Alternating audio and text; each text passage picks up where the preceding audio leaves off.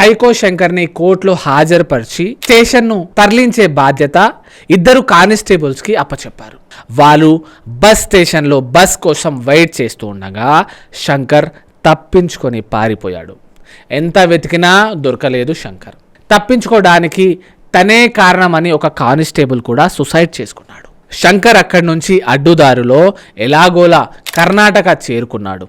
కర్ణాటకలో చిత్రదుర్గ సంబంధించిన ఒక గ్రామానికి చేరుకున్నాడు. అక్కడ ఒక ఇంటి దగ్గరికి వెళ్ళి, అమ్మ నాకు ఆకలేస్తుంది, అన్నం పెట్టండి అని చాలా దీనంగా అడిగాడు. ఆ ఇంట్లో ఉన్న ఒక మహిళ పోనీలే పాపమని అన్నం పెట్టి చేరదీసింది. కానీ ఆ నీచుడు ఆకలి తీర్చే అమ్మలాగా చూసుకున్న ఆ మహిళ మీదే బలాత్కారం చేయాలని ప్రయత్నించాడు. ఆమె కేకలు వేయడంతో చుట్టుపక్కల వారు వచ్చి ఆమెని రక్షించి వీడిని చితకబాదారు. తర్వాత పోలీస్ స్టేషన్లో అప్పగించారు. పోలీసులు పరంపర సెంట్రల్ జైలుకు తీసుకొని ఇతన్ని వెళ్ళిపోయారు. కానీ ఈ సైకో ఆ జైల్ కాంపౌండ్ వాల్ దగ్గరకు వెళ్ళేసి దాన్ని దాటాడు.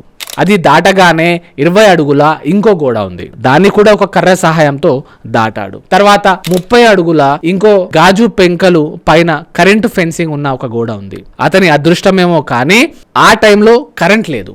కర్ర సహాయంతో గోడల మీదికి వెళ్ళి దుప్పటి సహాయంతో పెంకుల మీద వేసి నడిచాడు. రక్తం కారుతున్నా సరే అలాగే ఆ గోడ మీద నడిచి దూకడానికి ఒక మంచి ప్రదేశం చూసుకొని దూకి పారిపోయాడు సైకో శంకర్. సైకో శంకర్ పారిపోవడానికి ఇద్దరు కానిస్టేబుల్స్ జైల్లో పనిచేసే వార్డన్ సహకారం అందించారని తెలిసింది. వాళ్ళని సస్పెండ్ చేశారు.